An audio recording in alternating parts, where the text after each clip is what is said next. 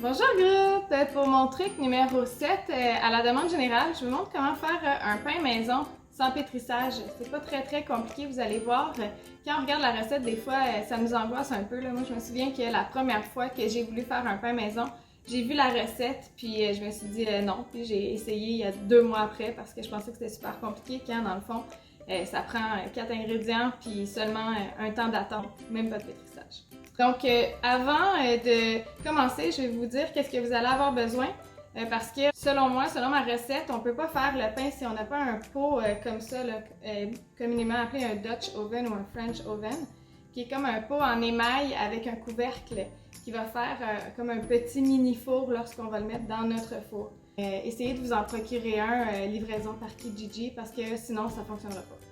Également, vous avez besoin de la levure chimique. Là. Moi, j'utilise celle-ci ici. On achète ça dans n'importe quelle épicerie. Dans le fond, c'est un peu plus facile que de trouver de la farine ces temps-ci.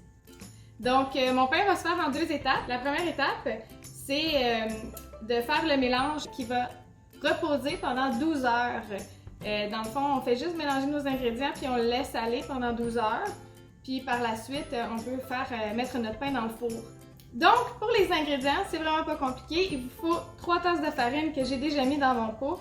J'utilise la farine blanche, moi, parce que c'est plus facile avec ce pain-là qu'on va pouvoir venir agrémenter avec des raisins secs, des herbes ou des choses comme ça au niveau 2.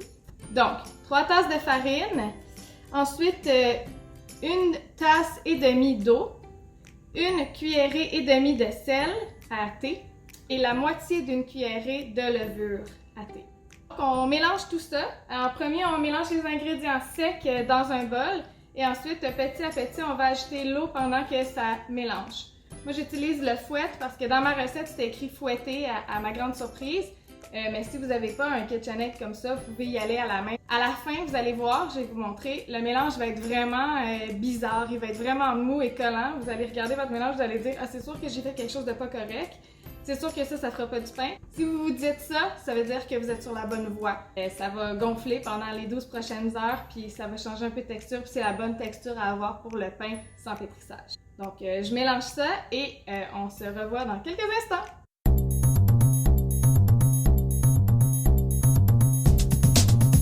En passant, la levure ici, une fois qu'elle est ouverte, laissez-la dans votre frigo. La levure instantanée, c'est vivant. Donc, il faut la laisser dans le frigo si on ne veut pas qu'elle meure. Si vous la laissez dans votre garde-manger, elle va finir par mourir. Donc, chose bien importante à se souvenir.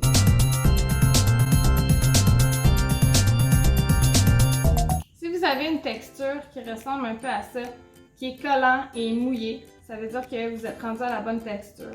Je vais vous montrer un peu dans le bol tantôt de quoi ça a l'air, mais c'est environ la texture qu'on veut atteindre. Des fois, il faut utiliser un petit peu plus d'eau, un peu moins d'eau, tout dépendant aussi de l'humidité dans la maison quand on va le faire lever. Mais c'est toujours à peu près la même texture, puis c'est toujours quelques millilitres de différence. Également, je ne sais pas si je l'ai mentionné, mais il faut absolument avoir de l'eau température pièce. Si elle est trop froide, ça ne fera pas la même chose, puis si elle est trop chaude, ben, ça va trop coller. Je vous reviens pour la deuxième étape. Dans le fond, tout ce qui reste à faire, c'est de couvrir ma pâte et de la laisser lever pendant 12 heures. Donc, je vous montre de quoi ça a l'air et ensuite, on se revoit dans 12 heures avec le résultat final. Donc, voici à quoi devrait avoir l'air votre texture de pain. Là. Comme on peut voir, c'est vraiment mouillé et collant. C'est pas comme une boule de pâte à tarte du tout. Là. Donc, si vous avez ça, c'est bon. Vous pouvez le recouvrir et attendre de 12 à 18 heures pour la prochaine étape qui sera de le faire cuire. Donc moi je propose, là, faites ça le soir puis le lendemain matin vous le faites cuire pour avoir du bon pain au déjeuner. Donc après environ 12 heures, voici de quoi ça devrait avoir l'air. Ça a gonflé pas mal et ça a des petites bulles comme vous pouvez voir. Donc, ça doit faire à peu près 12 heures que votre pâte lève. On est rendu aux étapes de faire la deuxième levée et de cuire. La première chose qu'on doit faire, c'est préchauffer notre four à 450 degrés. Pendant que le four chauffe, je vais vous expliquer qu'est-ce qui se passe. Donc, on va faire l'étape qui s'appelle la deuxième levée. C'est tout simple. En fait, puisqu'il n'y a pas de pétrissage, il y a besoin de lever une deuxième fois après le 12 heures. En fait, on va prendre notre pâte, on va la mettre sur un papier parchemin. On va la mettre dans un pot de plastique avec le couvercle et ça va prendre 30 minutes. On va utiliser ce temps-là pour pouvoir mettre notre pot qui va servir à cuire à chauffer, que je vous montre un peu comment faire le transfert lorsque le four est chaud. Go!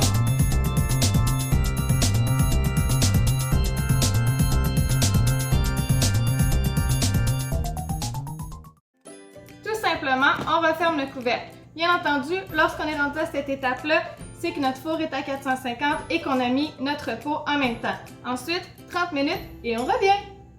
Donc, quand nos 30 minutes se sont écoulées, c'est le temps de retirer le plat du four, de mettre notre pâte à pain dans le bol qui retourne directement au four. Mais l'important, c'est que vous sachiez qu'il y a 2 cuissons. Donc, la première cuisson, une fois qu'on a mis le pain dedans, on le met dans le four, 30 minutes avec le couvercle et ensuite 15 minutes sans le couvercle pour un total de 45 minutes. Donc, je vous montre un peu de quoi ça a l'air et ensuite, on se revoit pour le produit final. Go!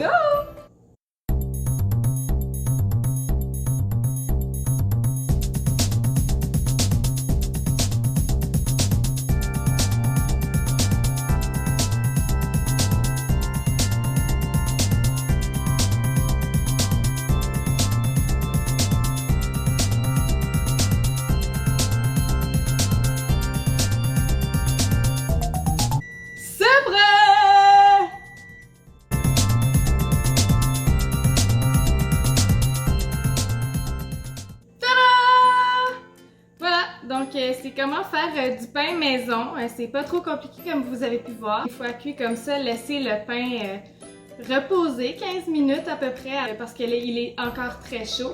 Et ensuite, déguster. J'espère que vous allez m'envoyer des photos de votre pain que vous allez avoir fait vous-même. Et puis, j'espère que ça vous a plu. Donc, à une prochaine fois!